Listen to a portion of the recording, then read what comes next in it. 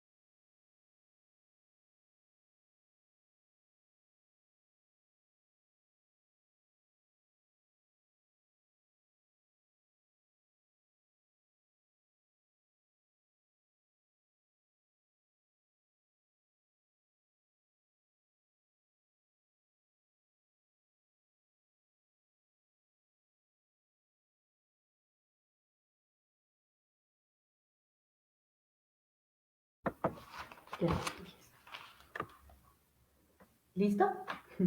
Bueno, ahora sí, entonces, muy buenas tardes para todas las personas que nos están viendo a través de este en vivo. Antes de empezar con la presentación, quisiera agradecerle a los compañeros y las compañeras del PREICFES Popular del Centro por la invitación y por generar este espacio de conversación en torno a un tema que es muy importante para los procesos de educación popular y que hoy, en medio de la pandemia, pues nos trae nuevos cuestionamientos y retos.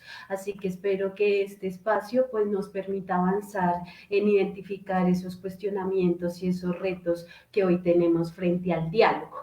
Lo que voy a presentar a continuación es un recuento de algunos elementos o reflexiones que hemos construido desde la Coordinadora de Procesos de Educación Popular en Lucha, más específicamente de las distintas versiones de la Escuela de Nuevas Educadoras Populares, y también algunas reflexiones pedagógicas que nos dejó el accidentado y no acabado ejercicio de sistematización de la experiencia del Pre-ICFES Popular de San Cristóbal. Digamos que todos estos elementos, todas estas reflexiones tienen como tema central el diálogo, que para nosotras es una apuesta pedagógica, pero también una apuesta ética y política. Entonces yo iniciaría con una reflexión muy corta, pero muy potente, y es que a través de nuestra experiencia como educadoras nos hemos dado cuenta que la educación popular no tiene una receta que podamos seguir. Digamos, no podemos pensar en una única forma de hacer las cosas, en una receta mágica que nos soluciona todo de una vez y para siempre. Todo lo contrario, lo metodológico en la educación popular es algo que se viene construyendo o que se construye dependiendo del proceso educativo. Sin embargo, y como diría la profesora argentina Flora Hiller, si existe una prescripción metodológica en la educación popular, esa prescripción no es otra sino la del diálogo. Entonces, pues antes de poner sobre la mesa las reflexiones que hemos construido a propósito del diálogo, a nosotras nos parecía importante empezar haciendo ciertas distinciones o precisiones conceptuales, porque, como bien lo diría Alfonso Torres en un librito que tengo por aquí que se llama Educación Popular y Movimientos Sociales en América Latina, la educación popular es, ante todo, una práctica educativa con una intencionalidad política. Y en ese sentido, la educación popular sería una experiencia formativa que nos exige a las educadoras y a los educadores populares cuestionarnos sobre las implicaciones pedagógicas de nuestro quehacer. En últimas, lo que propone Torres es que identifiquemos, reconozcamos y potenciemos esas prácticas pedagógicas que venimos desarrollando, que podamos identificar esos sentidos que orientan esas prácticas y que, por ejemplo, nos llevan a decidir qué contenidos vamos a dar, qué metodologías vamos a utilizar, qué maneras de evaluación vamos a hacer. Y digamos que aunque las educadoras populares o algunas o la mayoría de las educadoras populares no tengamos un bagaje conceptual que nos permita hacer distinciones, por ejemplo, en torno a lo metodológico o lo didáctico. Por ejemplo, en la coordinadora, la mayoría de personas que conformamos la coordinadora somos educadoras populares que por nuestras trayectorias académicas no tuvimos la oportunidad de acercarnos en nuestra formación de base a ciertos conceptos que tienen que ver con lo pedagógico. Pero esta condición no implica que no podamos y que no debamos reflexionar sobre nuestras prácticas pedagógicas, sobre nuestro quehacer educativo. Entonces, si quieres, pasamos a la próxima diapositiva. Melissa me va a ayudar con la presentación que hice, entonces pasamos por favor a la próxima diapositiva. Creo que está desde el final, entonces hay que devolverse.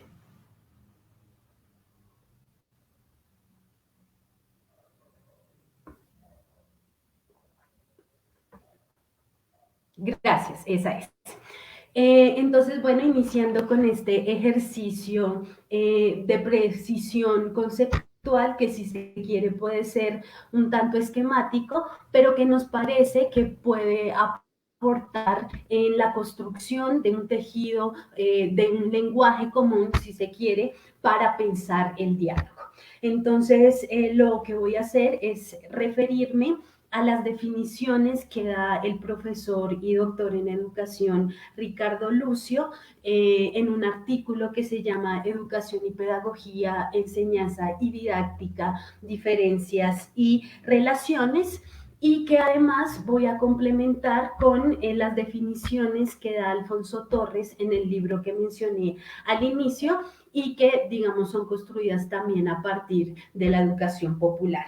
Entonces, pasamos por favor a la siguiente diapositiva.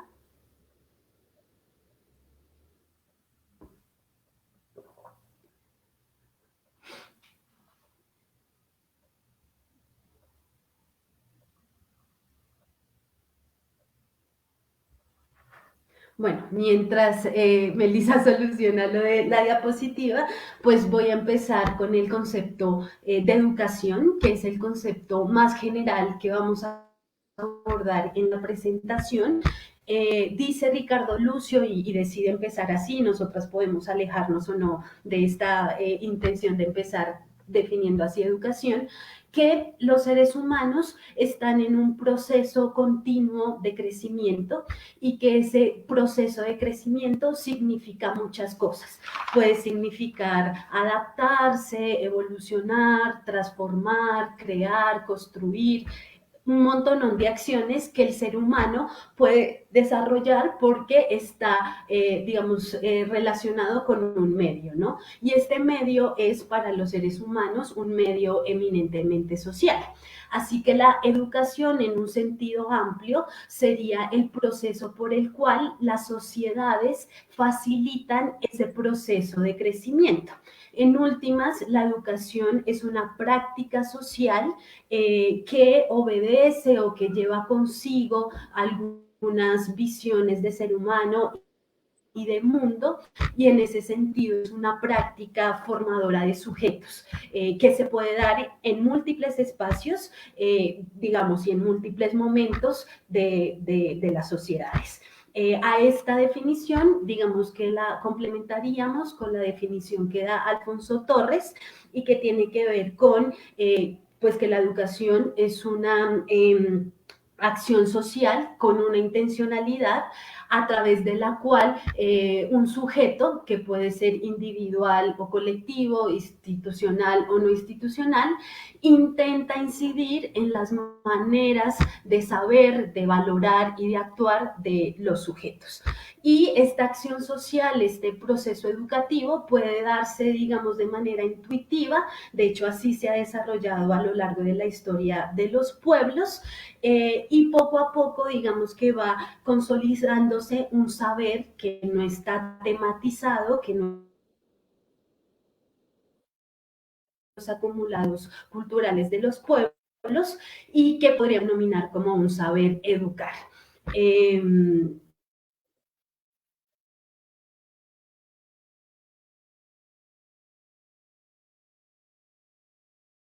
¿No? Tenía una cita de Ricardo Lucio, pero creo que estamos teniendo problemas con la presentación. Entonces, bueno, voy a ver si alcanzo a leerla. Si no, estamos teniendo problemas con la presentación. Entonces, bueno, la cuestión es que cuando ese saber educar se hace explícito, pues aparece la pedagogía y en ese sentido, a través de un proceso histórico, ese saber se va sistematizando, se va precisando, se vuelve, si se quiere, un saber pedagógico o, como diría Ricardo Lucio, un saber científico que está orientado a lo pragmático. Entonces, para empezar a hacer, digamos, distinciones, podríamos decir que la educación es un proceso continuo que nos ha acompañado desde los inicios de las sociedades humanas y que lo pedagógico o la pedagogía es un proceso más intermitente que aparece, digamos, en un momento histórico concreto. En últimas, y como bien lo dice Luis Rigal, la pedagogía reflexiona sobre el hecho educativo y puede centrar, por lo general, centra su atención en los procesos de producción de saber. Torres tiene una definición similar y es que la pedagogía es un saber que está referido a las prácticas educativas, que puede adquirir ciertos niveles de complejidad y que incluso pues ha generado teorías, enfoques, corrientes del pensamiento educativo, como por ejemplo es la escuela nueva o el constructivismo e incluso la misma educación popular. Entonces, para empezar a hacer y seguir en este ejercicio de las distinciones, podríamos decir que no todo proceso educativo tiene necesariamente una reflexión pedagógica, o que no toda educadora es necesariamente una pedagoga. Pero también tendríamos que decir que no existen las reflexiones pedagógicas sin un proceso educativo y que de hecho las ideas fuerza o las ideas más importantes que se han construido desde la pedagogía las han hecho educadoras que han reflexionado y conceptualizado su práctica educativa. Ahora entonces pasaríamos, no sé si podemos pasar a la siguiente diapositiva.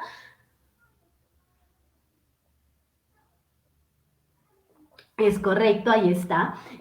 Pasaríamos al concepto o a los conceptos de enseñanza y didáctica.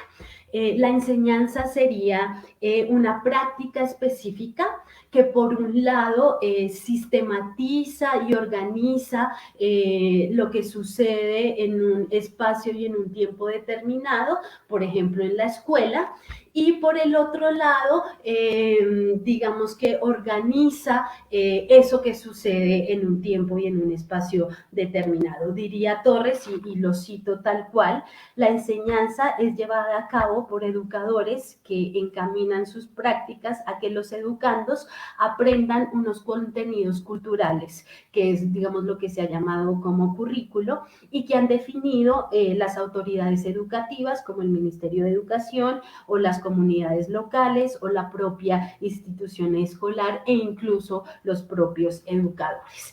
Entonces, digamos que es eso, ¿no? Ese proceso por el cual se sistematiza, se organiza, se piensa lo que pasa en un espacio y en un tiempo determinado. El ejemplo más claro es la escuela, entonces cuántas clases vamos a dar, cuáles son los tiempos de descanso, etcétera.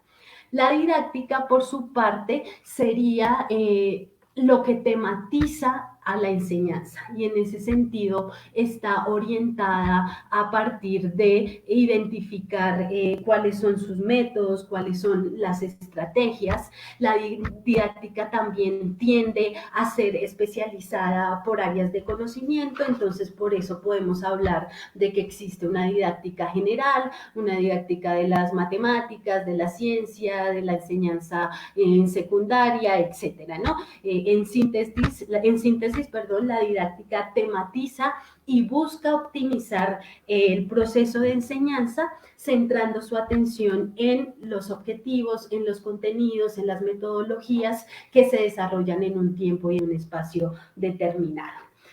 Con esta idea de seguir haciendo distinciones entre una cosa y la otra, volvemos sobre una frase de Ricardo Lucio que plantea en este artículo y que dice que la didáctica es a la enseñanza lo que la pedagogía es a la educación.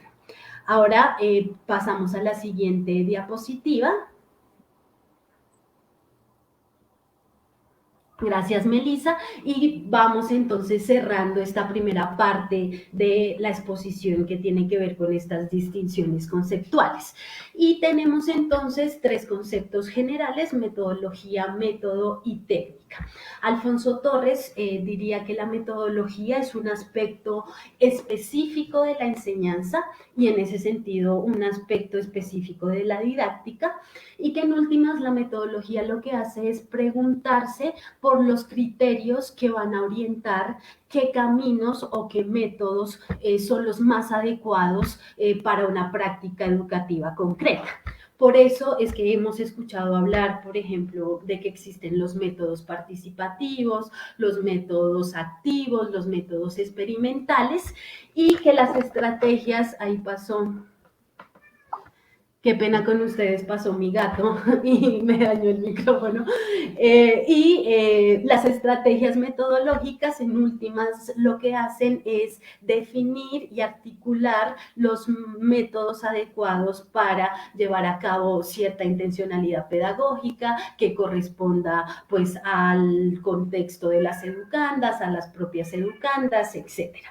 Como diría Alfredo Guizo, la metodología pues son esos criterios para andar por los caminos que escojamos. Y ahí en las diapositivas, como lo vemos ilustrado con las imágenes, pues está el método, el camino y la metodología con estos utensilios o estos criterios que nos ayudan a caminar, ¿no? Y pues dependiendo de los caminos cambiaría la metodología. Es distinto caminar o dirigirse hacia un sendero que me conduce a una laguna que caminar o dirigirse a un sendero que me conduce a una montaña, ¿no? Y ahí lo metodológico tendría que cambiar.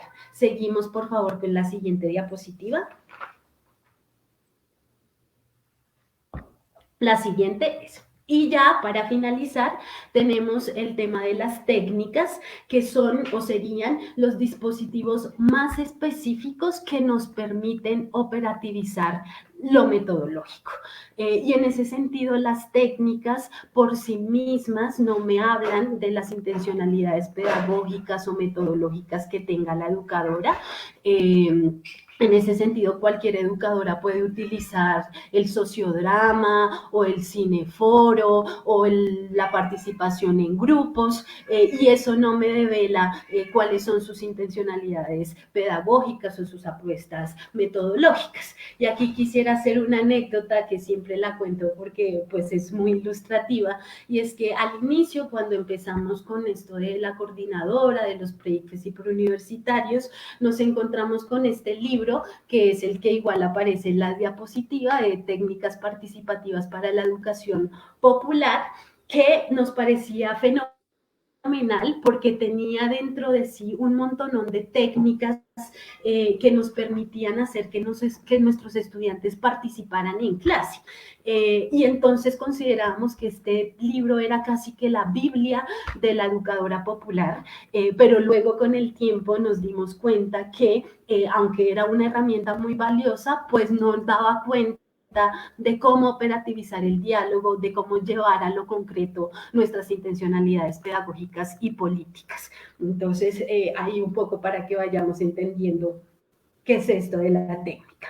Así que bueno, con esta caja de herramientas conceptuales, que si se quiere es una caja de herramientas muy esquemática, porque pues por el tiempo no da cuenta de los debates históricos que se han dado frente a estas distinciones conceptuales, a sus límites, a sus relaciones.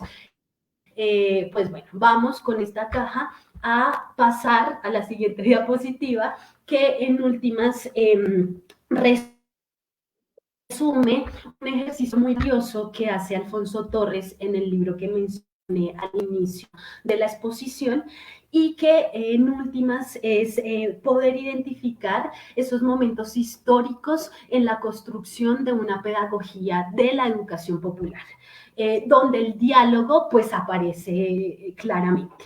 Entonces, Alfonso Torres lo que plantea es que por lo menos podemos identificar 3 momentos históricos que nos ayudan a construir o que han construido esa pedagogía de la educación popular. El primero tiene que ver con la alfabetización concientizadora de Paulo Freire, cuya propuesta pedagógica está basada en varios supuestos. El primero es que es importante problematizar la realidad de las educandas y que en ese sentido hay que generar una conciencia crítica transformadora a través del diálogo.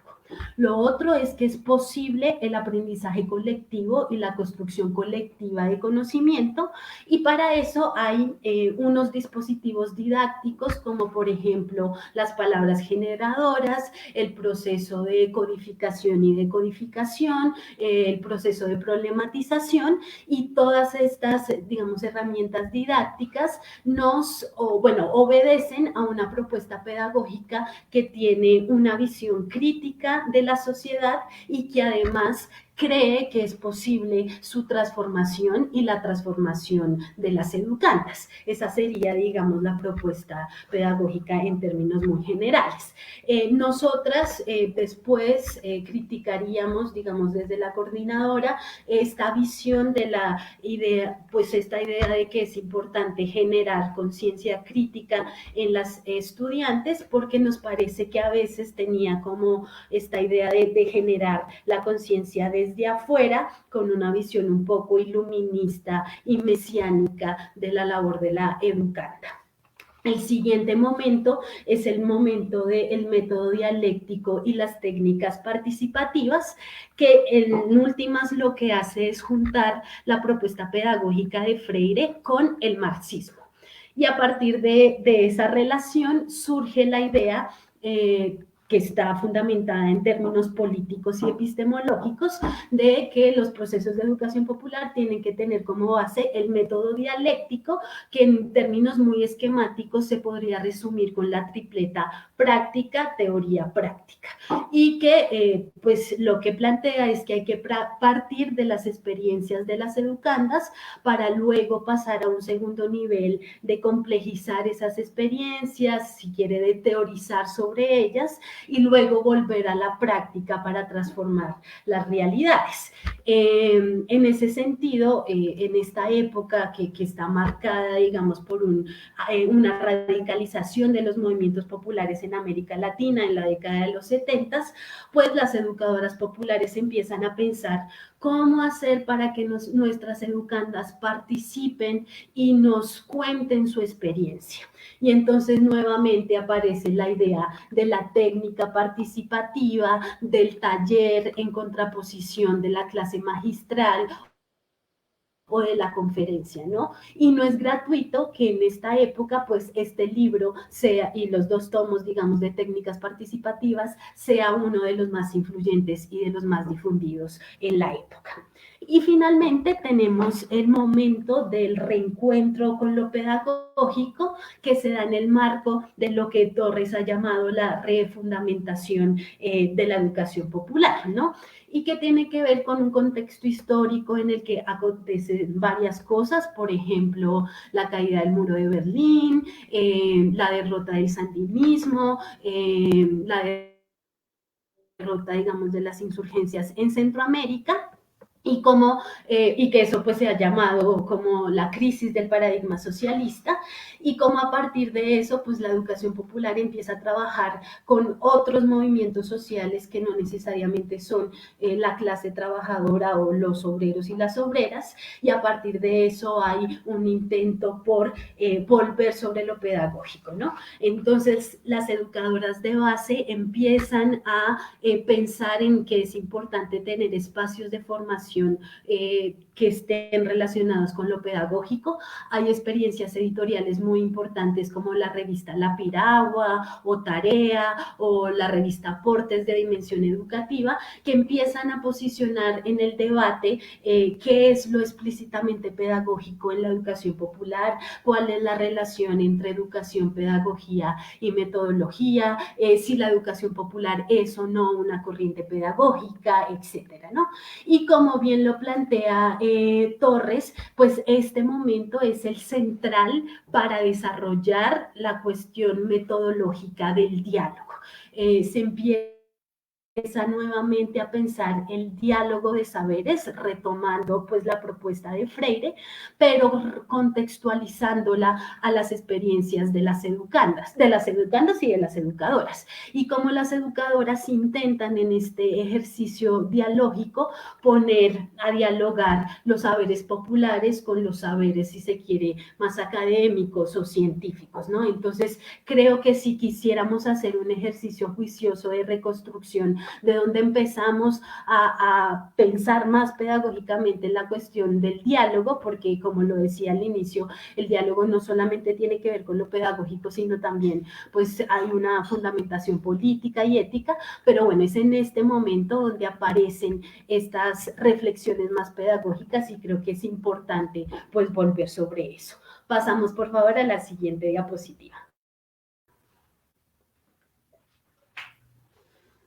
Entonces, bueno, ahora sí, después de este preámbulo tan largo, vamos ahora sí a encarar el tema del diálogo en educación a partir, digamos, del panorama histórico que hace Torres. Y lo que yo voy a hacer a continuación es como presentar una posible definición que hemos construido desde la coordinadora, luego referirme a algunos aportes que hizo Freire frente a la conceptualización de diálogo y finalmente las conversaciones que hemos tenido con Germán Mariño a propósito de la propuesta del diálogo cultural y de saberes. Quisiera empezar con una cita de Lola Sendales, pero no alcanzo a leerla muy bien. No sé si ustedes la puedan leer en sus computadores o bueno, desde donde se estén conectando. Pero bueno, básicamente lo que dice Lola Sendales ahí es que el diálogo en educación es intencional y en ese sentido hay que prepararlo, hay que pensarlo, hay que saber de qué voy a dialogar y cómo voy a hacerlo, pero que esta preparación no es una camisa de fuerza, porque el diálogo en últimas, cuando estamos en el aula o en el proceso educativo, pues requiere de creatividad y requiere de improvisación para que no sea una excusa pues mecánica o estática. Eso básicamente es lo que dice la cita de Lola, como les digo, no alcanzo a verla desde aquí, pero bueno, ahí se las dejo porque creo que es una buena manera de iniciar con esto del diálogo en educación. Por favor, pasamos a la siguiente diapositiva.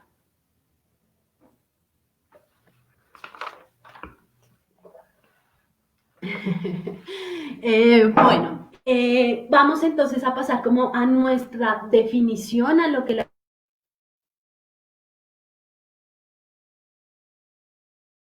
diálogo, y ahí pues quisiera empezar haciendo una aclaración, y es que esta definición surge en el marco de la segunda versión de la Escuela de Nuevas Educadoras Populares, a partir del uso de una técnica participativa que fue el juego del teléfono roto. Entonces, lo que le pedíamos a las participantes de la escuela es que respondieran a la pregunta de qué es el diálogo en educación y fueran pasándose la respuesta en un teléfono que ojalá pues no se rompiera, para que así al final tuviéramos una definición que tuvieran todas las respuestas de las personas, ¿no? Digamos, una definición muy completa en ese sentido y construida democráticamente, era, digamos, la idea.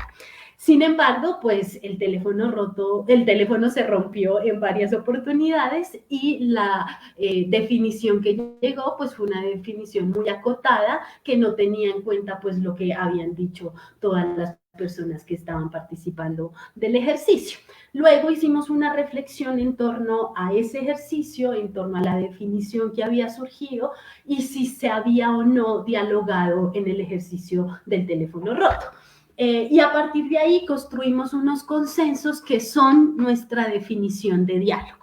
Entonces, el primer consenso al que llegamos es que el diálogo es desequilibrio y es negociación. Y en ese sentido, en el ejercicio del teléfono roto, pues no habíamos dialogado porque no podíamos interlocutar con nuestras compañeras, no podíamos devolvernos a decirle a la compañera, ve, pero ¿qué fue lo que usted dijo? ¿Por qué lo dijo? Etcétera, sino que escuchábamos y devolvíamos lo que escuchábamos, ¿no? Entonces ahí había como esa cuestión de la negociación, del desequilibrio como elementos importantes que definen el diálogo. Lo otro que decíamos es que el diálogo implica, sí o sí, un cambio en las propias posiciones a partir del encuentro con las otras. Y en el ejercicio del teléfono roto, digamos que eso más o menos se había logrado porque algunas personas afirmaban que cuando escuchaban las respuestas de las demás personas, se cambiaba la definición que habían pensado desde un inicio y tenían que, digamos, cambiar las palabras o las definiciones que habían escogido. Lo otro es que reconocíamos que el diálogo no es un proceso unidireccional, sino todo lo contrario, es un proceso que va y que viene, y que en el teléfono roto, pues esto no se dio porque desde un inicio se planteaba que era un ejercicio unidireccional y de hecho había una regla que decía que no podíamos devolvernos para preguntarle a la compañera de al lado qué había dicho, bueno, etcétera.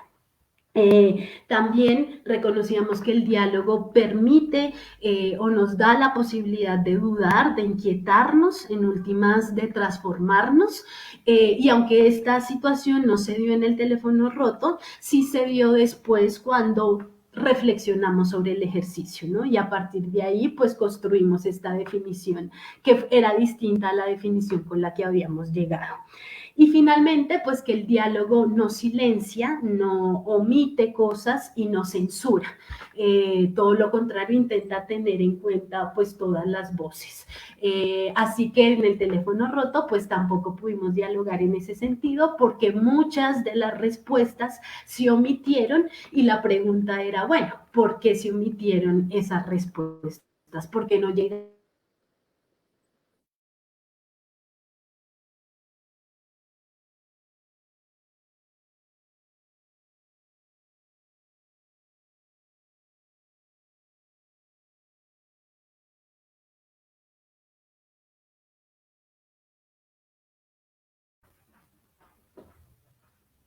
Ya, creo que ahora sí, se va por momentos. Qué pena con ustedes los problemas que hemos tenido en cuanto a conexión. Entonces, que el diálogo en educación es un diálogo, es una práctica intencional que en ese sentido debe pensarse y es también una situación que nos transforma y nos transforma en la medida en que genera nuevas cosas, nuevas preguntas, nuevas inquietudes, nuevos disensos, nuevos consensos, etcétera. Ahora entonces pasamos a la siguiente diapositiva.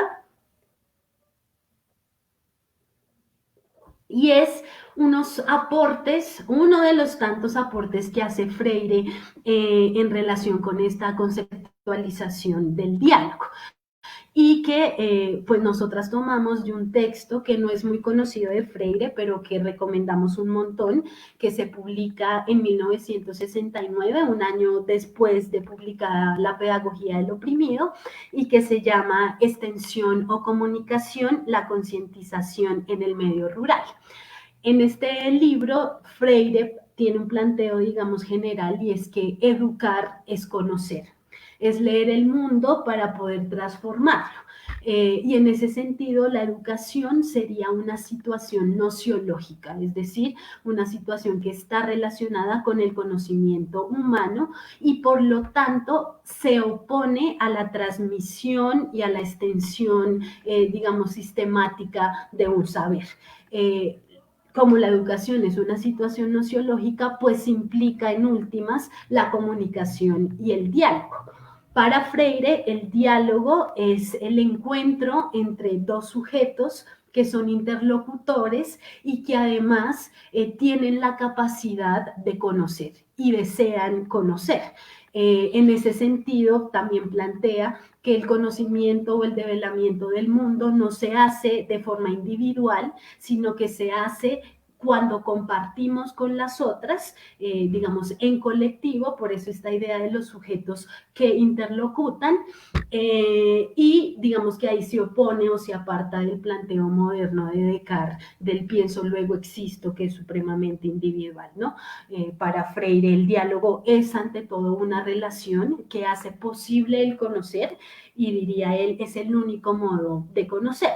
Y es a partir de ahí, pues, que empieza como la reflexión en torno a la conceptualización del diálogo, que como vemos está muy centrada, pues, en lo cognitivo, en el saber, en el conocer, y aunque Freire en Pedagogía del Oprimido habla de la importancia de lo cultural para el diálogo, pues sigue, digamos, teniendo esta idea del diálogo de saberes como la pauta para, ¿no?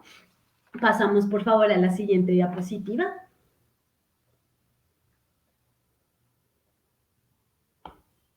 Gracias, Melissa. Entonces, bueno, del diálogo de saberes se pasa a los planteos que intentan combinar lo cultural, y esto tiene que ver con lo que ya mencionábamos anteriormente del planteo de Torres, de este tercer momento de la construcción de una propuesta pedagógica de la educación popular, y que en últimas pues nos dice, o las reflexiones que se hacen en este momento, es que el diálogo no solamente tiene que ver con lo cognitivo, con el saber, con lo argumental, con la razón, sino que hay otras dimensiones de la condición humana que entran a jugar a la hora de dialogar, como por ejemplo las emociones, los afectos, los deseos, las tradiciones, las creencias, etcétera, ¿no?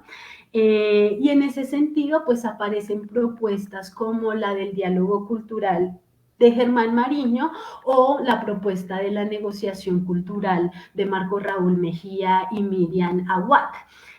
Nosotras como coordinadora hemos sobre todo conversado y problematizado y bueno, aprendido también de la propuesta de Germán Mariño y es lo que un poco voy a presentar a continuación. Sin embargo, esto no implica que no hayan otras propuestas que intentan operativizar el diálogo, que si se quieren hacen reflexiones didácticas frente al diálogo, como por ejemplo la negociación cultural, pero bueno, nuestra experiencia ha sido sobre todo relacionada con este planteo del diálogo cultural. Entonces, digamos que partimos de la idea de Germán de que en el proceso educativo existe un sujeto de saber, pero también un sujeto cultural, y que este sujeto, como diría Adriana Puigros, que es actualmente secretaria de Educación de Argentina, es un sujeto que no solamente está dado por las educadoras, sino que también contempla a las educandas y al vínculo pedagógico que se construye entre ellas.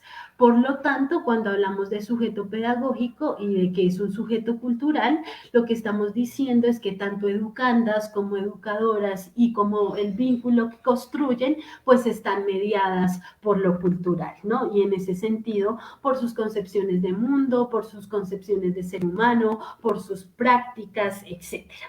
Entonces, lo que va a plantear Germán es que hay que preguntarnos qué sabe la otra, qué concepciones de mundo tiene, qué prácticas tiene, y también hay que preguntarnos cómo reconocemos esas concepciones de mundo y esas prácticas, cómo reconocemos esos afectos, esas emociones, esas tradiciones, esas creencias, esos prejuicios. Y la respuesta que da Germán en últimas, así muy esquemáticamente, es pues las educadoras tienen que ser investigadoras y tienen que, a partir de la investigación en educación, de lo que él propone como la etnografía acción participativa, se puede conocer a ese sujeto pedagógico. Torres, digamos que critica un poco esta posición de la investigación o de las educadoras como investigadoras, porque dice que en lo concreto las educadoras populares pues no tienen el tiempo para hacer el ejercicio de investigación, digamos que no están como las condiciones, la disponibilidad para hacerlo. Sin embargo, nosotras, por ejemplo, en la coordinadora, lo que vemos es que más que hacer un proceso de investigación anterior a la práctica educativa, lo que hay que hacer es un proceso de investigación constante durante el proceso educativo y en el cual pues podemos utilizar diferentes herramientas y espacios de reflexión. Y por favor pasamos a la siguiente diapositiva.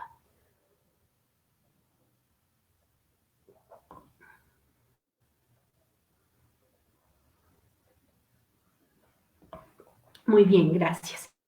Entonces, esta idea de la investigación como un proceso constante, de largo aliento, que por ejemplo en nuestro caso nos ha permitido empezar a caracterizar ese sujeto joven de los sectores populares con el que trabajamos en los pre-ICFES y preuniversitarios populares hace más de 8 años. Y bueno, aquí hay, digamos, algunas de las herramientas o espacios de reflexión que utilizamos para conocer a ese sujeto pedagógico. Y uno tiene que ver con los formularios de inscripción, que básicamente le preguntan a las educandas cosas que tienen que ver con su origen social,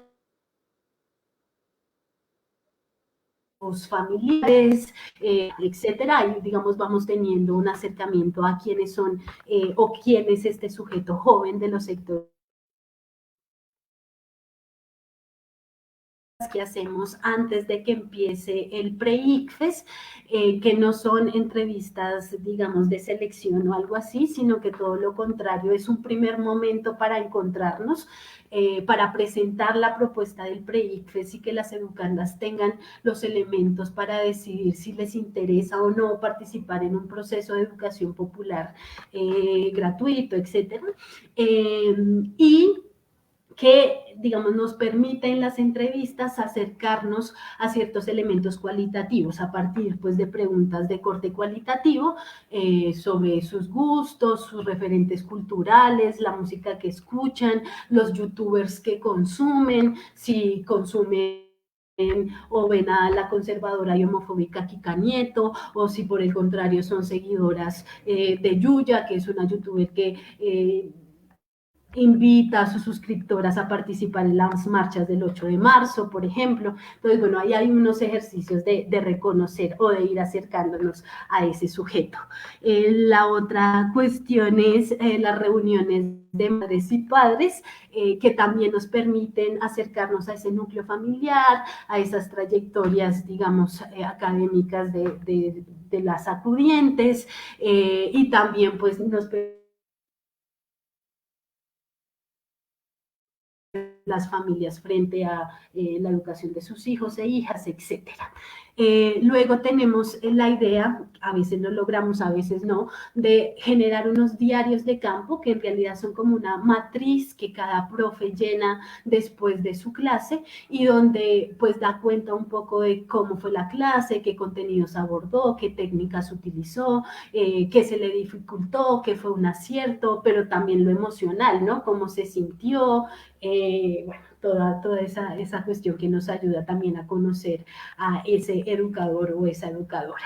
Tenemos pues el proceso de sistematización, que siempre es como una deuda de los procesos de educación popular. Yo les decía al inicio que, por ejemplo, el Breakfast Popular del Centro avanzó en algunas cosas, pero no terminó su proceso de sistematización.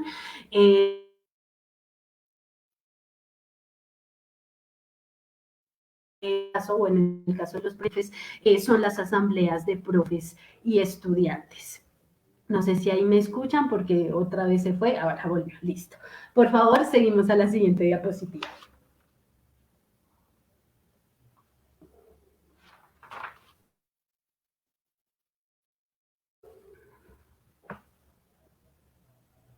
Gracias.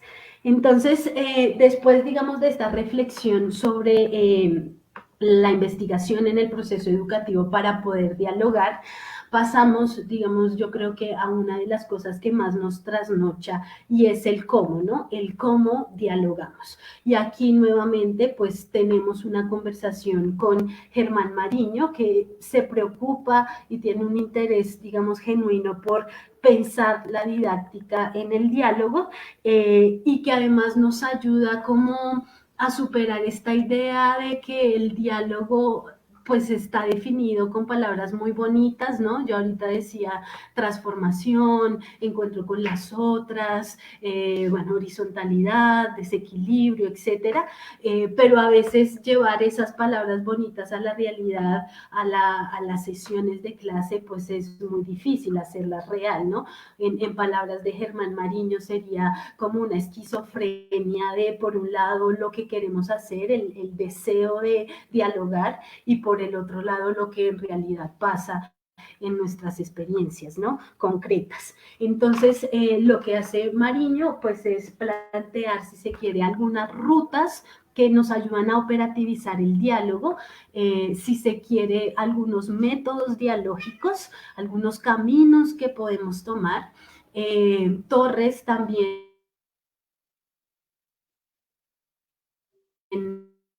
vemos estas rutas como algo mecánico, como pasos que hay que seguir, primero 1, 2 y 3, pues evidentemente no estaríamos dialogando, ¿no? Y ahí volvemos con esta cita de Lola Sendales, que en el diálogo es importante pues la improvisación y la creatividad, pero uno no puede improvisar y no puede generar, digamos, otras cosas si no tiene claro algunas bases, ¿no? Yo aquí siempre doy un ejemplo. Yo fui narradora oral hace unos años y a mí lo que me decían era, específicamente eso, como la improvisación en la narración oral es muy importante, pero solo puede darse si la narradora tiene claro las imágenes de la historia que está contando y el orden, si se quiere, de esas imágenes. Que puede improvisar en el escenario. Entonces creo que en el diálogo sucede lo mismo. Hay que tener una preparación, un camino más o menos claro que luego puede desviarse dependiendo de lo que pase con las estudiantes en el espacio concreto, pero tengo, digamos, esa claridad que me permite improvisar y resolver creativamente los problemas que vayan surgiendo en la clase. Entonces, pues yo voy a dar algunos ejemplos de cómo en nuestros procesos educativos hemos tomado ciertos caminos que Germán Mariño pues ha conceptualizado y bueno, sin más preámbulos voy a pasar a leerlos. El primero tiene que ver con el desequilibrio conceptual, que es digamos, un concepto que nace del constructivismo y que pues habla de la importancia de la desestabilización en los procesos educativos y que tiene que ser una cuestión que se haga colectivamente, digamos, no enfocado, digamos, en una persona, sino que sea un desequilibrio colectivo y que además de primerazo no lleve al conflicto. Y no quiero que se me malinterprete, que, no sé, tenga una visión negativa de lo que es el conflicto, todo lo contrario, el conflicto es dinamizador, pero digamos que en el proceso educativo es mejor iniciar con estos desequilibrios porque el conflicto tiende a polarizar la discusión. Entonces, ¿tiene razón o no tiene razón? ¿Es verdadero o es falso lo que está diciendo? Y en ese sentido, pues hace como más difícil el diálogo. Además, porque diría Germán Mariño, existe una cosa que se llama el efecto de complacencia, que es cuando las educandas, ya cansadas, digamos, de la discusión o porque no se sienten seguras, dicen como, sí, profe, usted tiene la razón. Yo no sé si a ustedes en sus prácticas educativas les ha pasado, a mí sí, que me dicen, sí, sí, profe, estamos de acuerdo, pero pues una sabe que en realidad no están tan de acuerdo o no están convencidas, pero pues lo dicen para continuar, ¿no? El efecto de complacencia. Y esto en últimas tiene que ver con un elemento clave que hay que tener en cuenta a la hora de pensar el diálogo, que son las relaciones de poder que subsisten en los procesos educativos y que están mediadas por la relación entre estudiante y profesora, pero también están mediadas por las relaciones de género, de clase, de raza, bueno, etcétera, ¿no? Es un tema que hay que pensar. Entonces, bueno, aquí yo siempre cuento un ejemplo emblemático, conflicto que tuve en una clase con una estudiante que se llama Tania, de uno de los ciclos del Pre-ICFES Popular de San Cristóbal, porque resulta que estábamos analizando una pregunta de la prueba Saber 11 que indagaba si era justo o injusto cobrar una tarifa diferencial a los estudiantes que querían ingresar a los museos. Y Tania decía que esa era una medida injusta porque las jóvenes como ella gastaban el dinero en cosas banales como el maquillaje o saliendo con sus amigas, etc. Entonces, duramos 2 horas discutiendo si era justo o no la tarifa diferencial. Yo le saqué todo mi arsenal de argumentos. Yo soy socióloga, entonces le hablé de capital cultural, etcétera. Y al final, cuando se acabó la clase, ella se me acerca y me dice, yo sigo creyendo que es injusto y se va. Eso pues a mí me frustró un montón, etcétera, pero digamos que los aprendizajes que nos deja esta experiencia es primero que hubo pues el error de que el conflicto se recargó, digamos, entre ella y yo, no involucramos a las demás estudiantes, en ese sentido fue como muy de polos opuestos, que además yo saqué, digamos, los argumentos, sí, de tipo más racional, académico, y en ese sentido no indagué sobre otras motivaciones que podría tener Tania para decir lo que estaba diciendo. Y finalmente, pues esta pretensión de querer superar un debate en 2 horas que duraba la clase, ¿no? Y más bien pensar que en 2 horas no se puede saldar esa discusión, pero sí se pueden generar ciertos desequilibrios, algunas dudas, algunas inquietudes frente a mi posición y también frente a la posición de las estudiantes. Pasamos entonces a la cuestión de la negociación en la zona de desarrollo próximo, que también pues viene del constructivismo. De hecho es Vygotsky el que habla de la zona de desarrollo próximo y que en últimas, muy resumido, pues plantea que en el proceso educativo las educandas tienen puntos de partida distintos y en ese sentido puntos de llegada que también son distintos. Y esto, por ejemplo, en los proyectos universitarios nosotras lo vemos muy claramente, es decir, yo tengo que identificar esos puntos de partida para saber cuáles son los objetivos que vamos a construir entre todas y todos en las clases. Y, por ejemplo, si el curso tiene algunas dificultades para seguir instrucciones o para entender un texto descriptivo, pues no vamos a ponernos el objetivo de que les va a ir muy bien en el examen Saber 11, sino pues que tiene que ser, digamos, relacional, ¿no? Tiene que hablarle también al contexto. Y esto pasa también en lo político. Si yo tengo un grupo de personas, de jóvenes que son muy conservadoras, que nunca han estado, digamos, en una experiencia organizativa, pues mi objetivo político no va a ser que se organicen o creen una organización estudiantil o juvenil, ¿no? Tiene que ser otro tipo de objetivos, no sé, que conozcan otras experiencias, que de golpe se cuestionen algunas cosas en cuanto a prejuicios que tengan. Bueno, es como un poco esta idea de la negociación en los objetivos del proceso educativo. Y finalmente, ahí aparece la palabra ciclo antiespecista, porque creo que es un buen ejemplo de esto de la negociación en zona de desarrollo próximo. En la Casa Cultural El Nido, que es el espacio desde donde estamos transmitiendo, hacemos un cineclub para de la pandemia. Y el cineclub se dividía por ciclos temáticos. Que tenía como objetivo que las niñas y los niños se sensibilizaran con ciertas violencias que sufren los animales no humanos. Nuestro objetivo no era que las niñas y los niños se volvieran veganos o vegetarianos, sino que era un objetivo pues más acotado y relacionado con esos puntos de partida.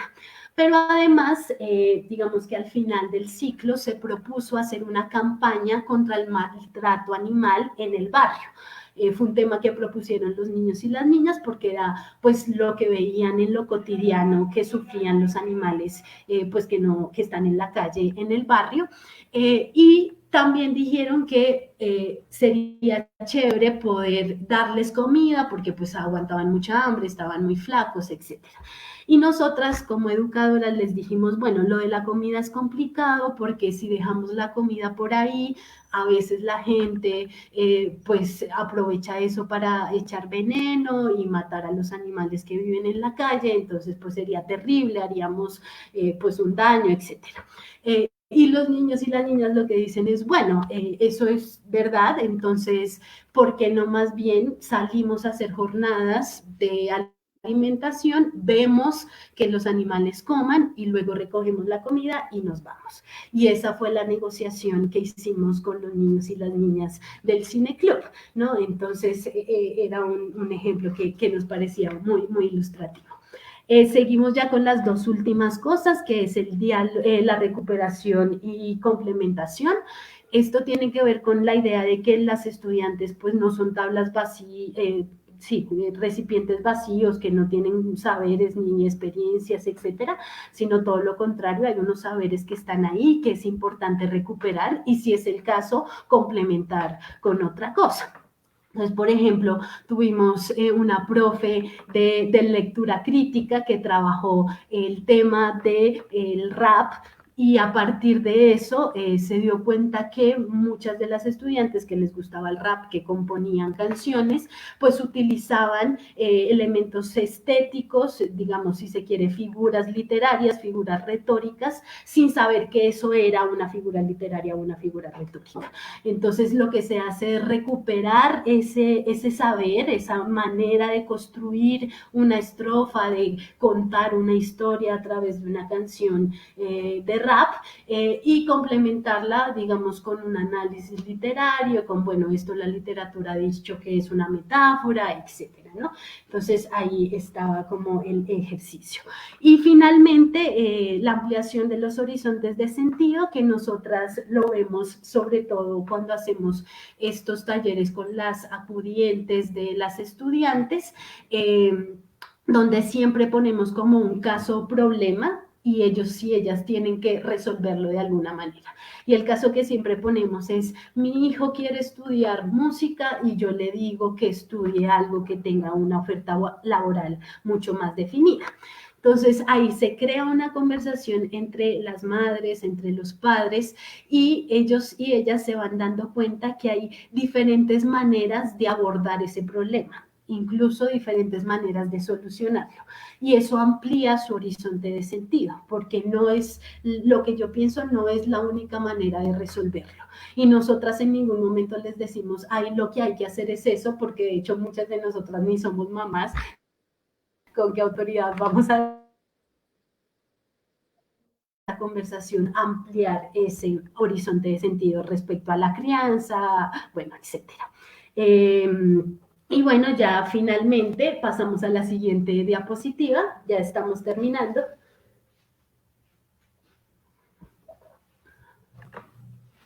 Que tiene que ver con los contenidos, ¿no? Los contenidos específicos y si con los contenidos se dialoga o no se dialoga.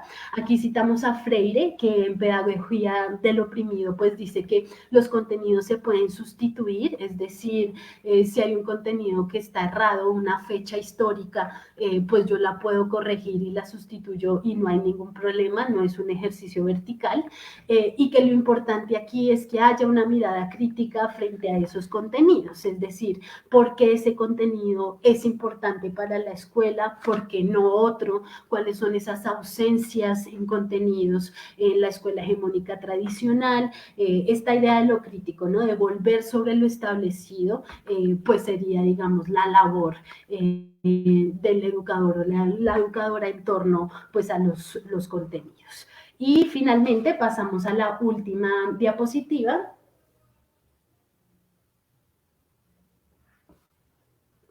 Gracias, Melissa. Que son las consideraciones finales, que más que consideraciones son como, si se quiere, puntos de debate que creo que podríamos tener ahorita después de la exposición. Y que es un poco lo que nos ha dejado también la pandemia, esos cuestionamientos y retos a los que me refería al inicio de la exposición. Lo primero es que la pandemia nos ha obligado a los procesos de la coordinadora a hacer las clases de forma virtual, y dejémoslo ahí porque no puedo decir que estamos haciendo educación virtual, digamos, hacer las clases de forma virtual, y eso nos ha llevado a nuevamente pensar la centralidad que tiene el cuerpo en los procesos de enseñanza y de aprendizaje y en la construcción, digamos, colectiva de conocimiento, y también la centralidad que tiene lo presencial para construir lo que María Rosa Goldar llamaría el vínculo pedagógico, ¿no? Ha sido, digamos, muy difícil poder construir ese vínculo con las chicas y los chicos con los que hoy trabajamos en lo virtual, básicamente porque no podemos leer sus cuerpos, no podemos verlos por las cámaras porque ellos no la activan o no tienen el dispositivo para hacerlo, tampoco las escuchamos porque les da pena, entonces lo que hacen es escribir por el chat y eso ha sido pues muy difícil para dialogar, ¿no? En ese sentido, esta experiencia que nos ha dejado la pandemia, pues nos vuelve sobre esta idea de que el diálogo no es transmisión de información, sino más bien es interacción, ¿no? Encuentro, como diría Freire, y pues digamos que ese encuentro y esas lecturas de lo que piensa y es la otra, pues son muy difíciles de hacer en lo virtual. Y pues finalmente un poco que el diálogo requiere de una disposición de escucha, pero una disposición también de lectura de la otra, ¿no? Y en ese sentido, pues a dialogar también se aprende, ¿no? Porque muchas veces no sabemos cómo escuchar, no sabemos cómo leer a las otras, entonces es un proceso a veces doloroso pues empezar a dialogar y que como vuelvo a repetir, pues en lo virtual esa disposición es muy difusa, porque también lo virtual cansa muchísimo, agota, es muy raro hablarle a una pantalla, en estos momentos yo no las veo, por ejemplo, entonces también la disposición pues no está o es más difícil tenerla. Y finalmente quisiera cerrar con una interpelación que nos hicieron el año pasado en las jornadas de educación popular las compañeras de Cuerpos Diversos en Rebeldía y que nos planteaban que la educación popular ha pensado a lo largo de la historia, y lo veíamos con el ejercicio de Torres, ha pensado el diálogo casi exclusivamente desde la oralidad y que en ese sentido, como ellas lo llamaban, no pensaba la traducción y la interpretación de la lengua de señas. Entonces, nos queda también ese reto como educadoras de incorporar otras formas de dialogar. Tenemos el reto de pensar qué es eso del sistema capacitista y cómo podemos dialogar con las diferentes corporeidades, ¿no? Yo terminaría ahí. Muchísimas gracias a las personas que continúan conectadas y pues le daría paso a Melissa.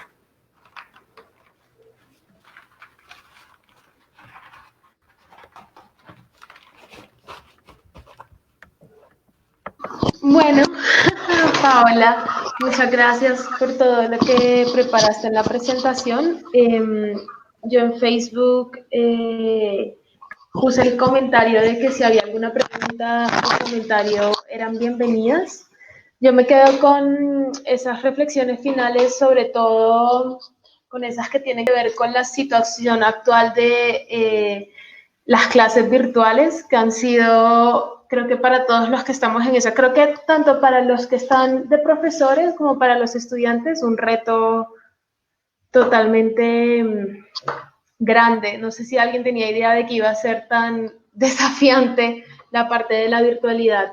Y creo que en ese sentido, cuando logremos finalmente salir de esto y regresar a los espacios que ya conocíamos o regresar lentamente, no sé cómo vaya a ser finalmente ese proceso, creo que va a valer mucho la pena sintetizar y escribir y compartir como todos los conocimientos y dudas con las que vamos a salir todos de estos meses, ¿no? De educación virtual, de clases virtuales, de todo lo que implica y lo que ha implicado. Creo que a pesar de todo lo difícil que ha sido, creo que vamos a terminar sí o sí con nuevas ideas y con nuevas metodologías, técnicas, estas cosas que tú venías nombrando para generar ese diálogo que virtualmente tiene como unos nuevos desafíos, tiene otros matices. Entonces, no sé si hay preguntas, no sé si tú estás allí conectada a Facebook o si algún compañero tiene una pregunta. Ah, bueno, sí. Dice, Paulix Rico, ¿cuáles son los mayores retos que se han presentado con esa migración a la virtualidad y cuáles son esas acciones que han identificado que poco a poco se han podido transformar para lograr también el intercambio de saberes y del diálogo con las educandas? Muy bien, ahí está. Sí, ahí está, ese es como el reto. Bueno, lo primero que hay que decir es que nosotras vemos esta situación como una situación pues de emergencia, digamos, es como diría María Rosa Tojar, una educación de emergencia, ¿sí? Un proceso educativo de emergencia, y Sí. en ese sentido pues lo virtual no se nos presenta eh, como una opción, digamos, es una opción para poder hacer algo ahorita, pero no es, digamos, la apuesta. Yo creo que lo virtual puede servir después como herramienta, pero no es la educación virtual nuestra apuesta. Todo lo contrario, nosotras creemos que lo presencial es clave para, nuevamente cito a María Rosa, generar ese vínculo pedagógico. En ese sentido, los retos que yo, digamos, he vivido en carne propia, tiene que ver con la motivación de la participación de las estudiantes.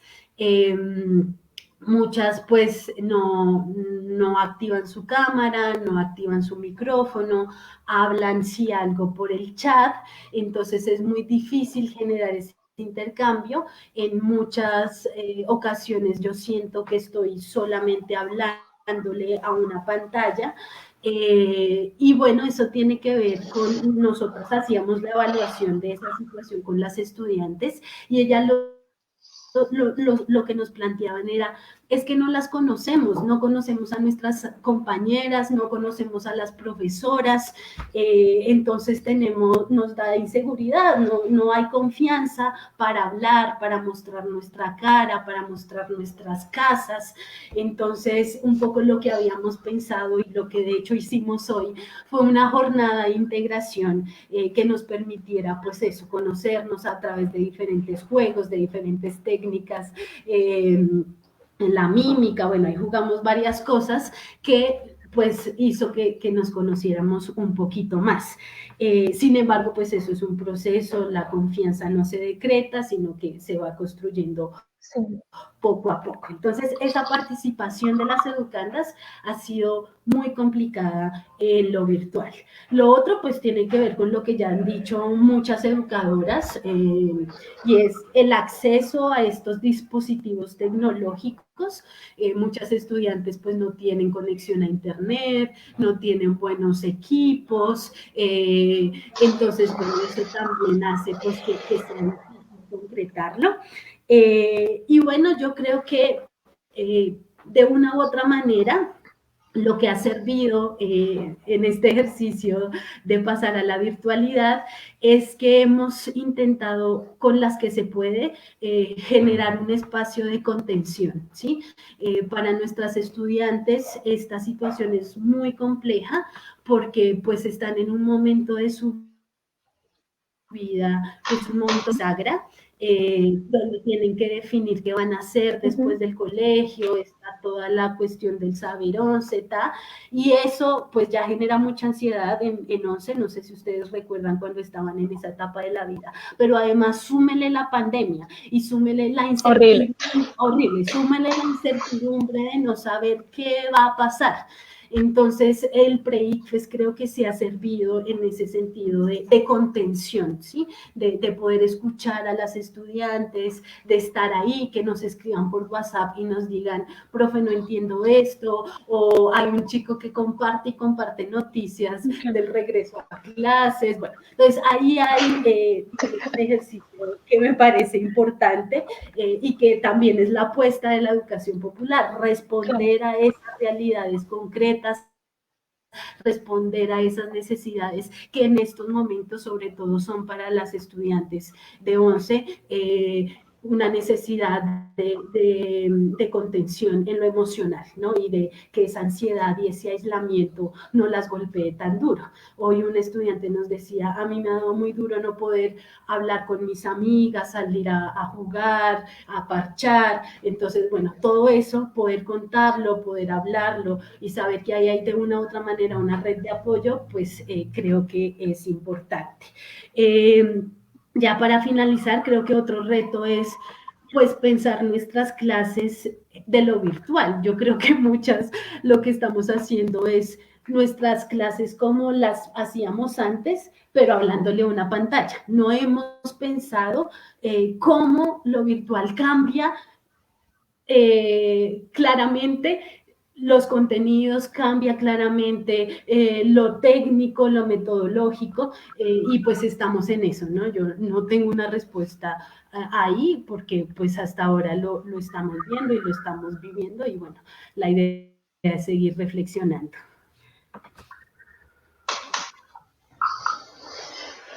Bueno, muy bien. Pau, tenemos otra pregunta de Juanjo, que pregunta, ¿cómo ves el concepto de conversación cultural?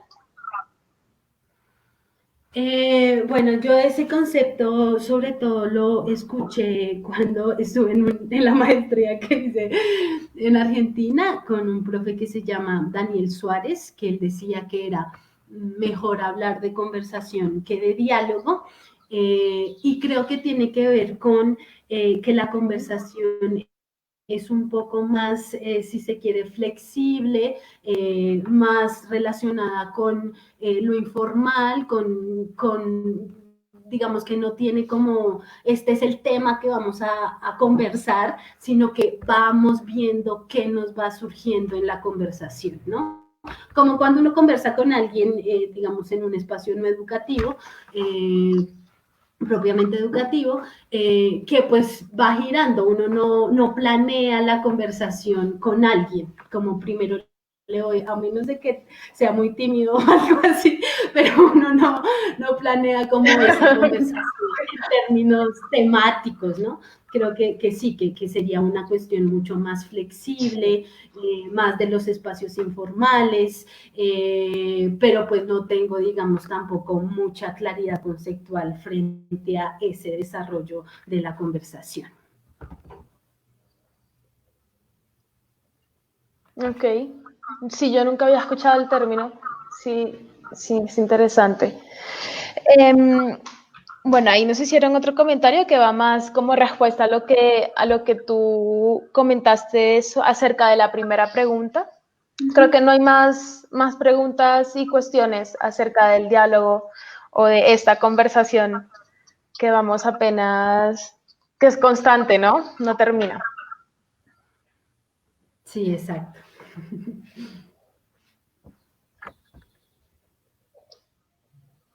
Entonces, no sé si lo dejamos hasta aquí. Yo no he recibido más preguntas de nadie. Entonces, no sé si lo dejamos hasta acá por el momento. ¿Sí? Sí, de acuerdo. Listo, perfecto. Bueno, entonces, muchas gracias a todas las compañeras que estuvieron ahí escuchando.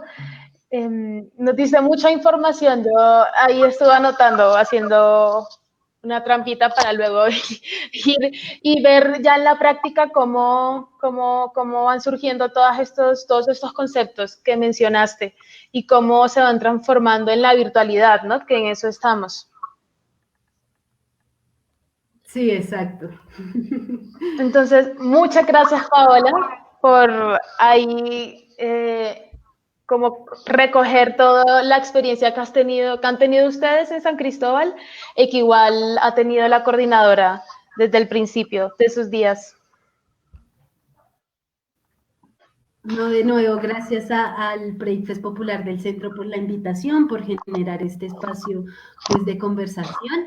Y pues nos estaremos viendo. La coordinadora va a sacar pronto un evento también virtual, obviamente, sobre la educación, el acceso a la educación superior, que es un tema pues, que nos interpela a quienes hacemos breakfast y preuniversitarios populares, pero también a las organizaciones estudiantiles, a las organizaciones de maestros y maestras.